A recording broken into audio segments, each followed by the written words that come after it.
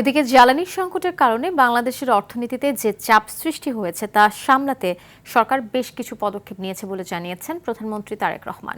দুপুরে জাতীয় সংসদ ভবনে নিজ কার্যালয়ে এশিয়া জিরো এমিশন কমিউনিটি সম্মেলনে ভার্চুয়ালি যুক্ত হয়ে একথা বলেন তিনি।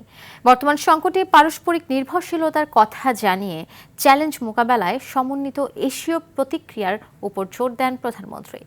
বাংলাদেশের জরুরি জ্বালানি চাহিদা মেটাতে এবং অর্থনৈতিক স্থিতিশীলতা বজায় রাখতে উন্নয়ন সহযোগীদের কাছ থেকে $2 বিলিয়ন অর্থায়নের আহ্বানও জানান সরকার প্রধান।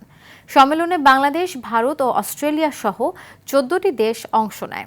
ইন্টারন্যাশনাল এনার্জি এজেন্সি এবং এশীয় উন্নয়ন ব্যাংকের প্রতিনিধিরাও অংশ নেন এই অধিবেশনে।